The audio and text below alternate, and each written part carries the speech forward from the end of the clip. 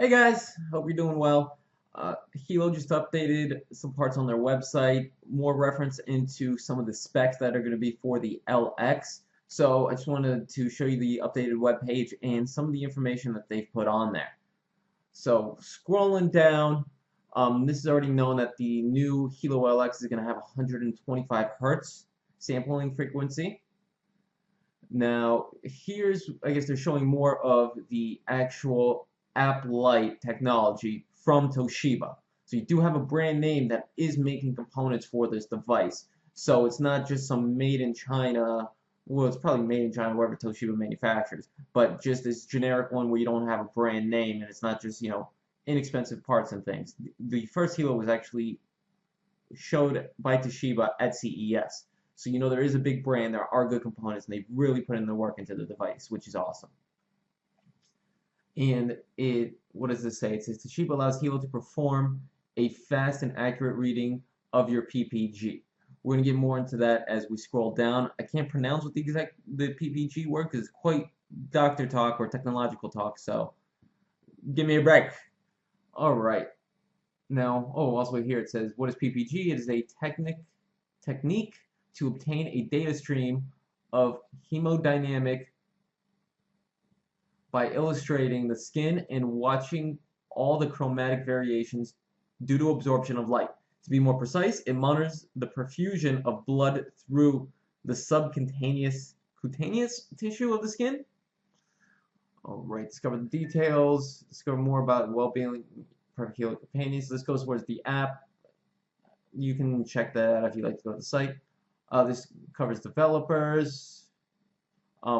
Here is about the Helo Smart Band, some of the specs. The battery is going to have a 120 mAh lithium battery. The CPU, as I showed you before, is a Toshiba App Lite. A sampling frequency, as discussed earlier, is 125 hertz.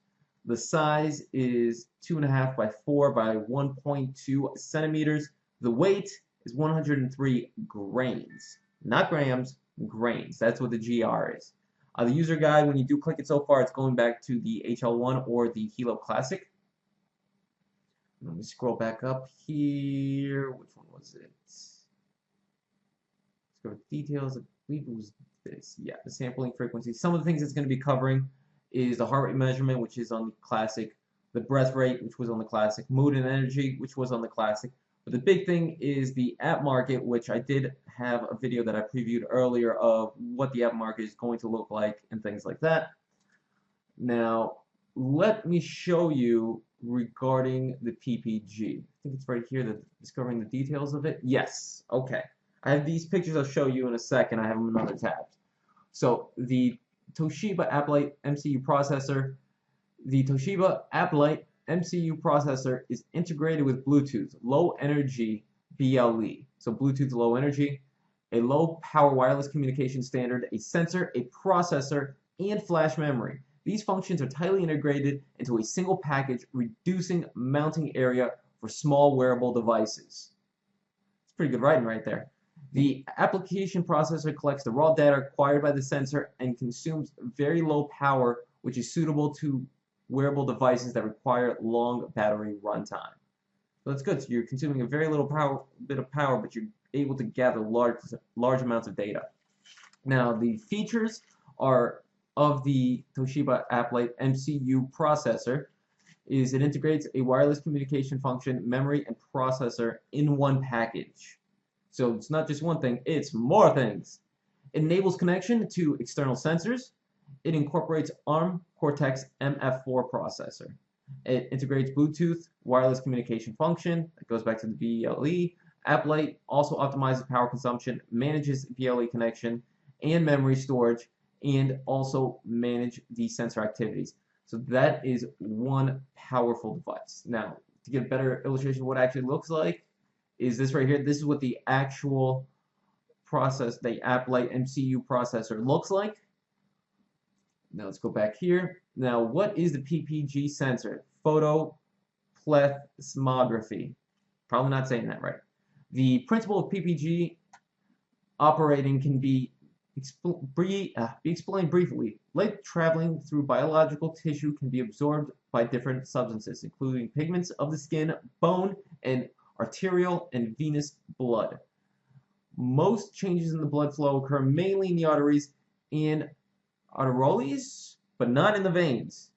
PPG sensors optically detect changes in the blood flow volume, i.e. changes in the detected light intensity in the microvascular bed of tissue via reflection from or transmission through the tissue. Figure A, which I'm going to show you the picture in a moment, the figure A shows an example of PPG, I'm not going to say it again, waveform, consisting of direct current and alternating current. That's Edison versus Tesla, War of the Currents. Google it. Components. The DC component of the PPG waveform corresponds to the detected, transmitted, or reflected optical signal from the tissue and depends on the structure of the tissue and the average blood volume of both arterial and venous blood. For example, the AC component shows changes in the blood volume that occurs between the systolic and diastolic phases of the cardiac cycle. The fundamental frequency of the AC components depends on the heart rate and is superimposed onto the DC component. So to get a better illustration of, for the eyes of what it's doing is right here. You can see here, here's the LED, which would be on the bottom of it's fleshed up right here. I don't know if you can see my Helo. It has one of those, but the LX will have one as well. So the LED basically goes boom, shoots, and then it comes back to the photodiode. It goes through your epidermis to your dermis and doesn't get to the hypodermis. So it only goes in within 2 dermises. So LED goes in, goes boom. That's how PPG works. Again, I'm not sciencey. This is just from their explanation. I did look on NIH as far as using the PPG to look at things like blood pressure and blood glucose. There seems to be some good research on NIH that says it is effective and it does work. So it's not using this exact device, but they were using clinical devices. So I can't be 100% say that this is how it works, but then again, I don't know all this stuff. So I'm going to take the word for it that the sensor does work, and what the scale and how all the technicals, unfortunately, I'm unable to answer those questions.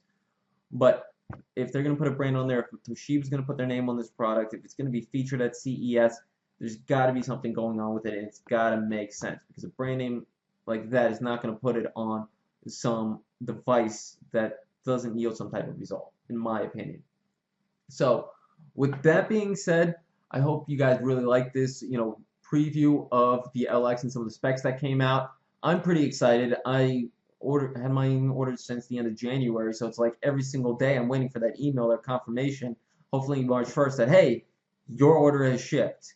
And every day of March that I don't get that notification, it's going to be like I'm looking outside my window, So beyond that, I hope I showed you guys some good information of what's going to happen with the LX.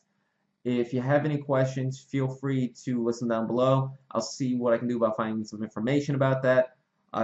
If you're looking to perhaps being a team builder, feel free to go to my website, fill out the form below. I can contact you, and you can join the Legacy team. We have a lot of different team builders on there doing various things, but there are systems in place to help you grow your business. If you want to just reserve your spot, the reserve spot link is down below. If you're saying, hey, you know what, I want the Helo, I got the purchase link down below, my social media, all that good stuff. So like, share, subscribe, and have yourself a great day.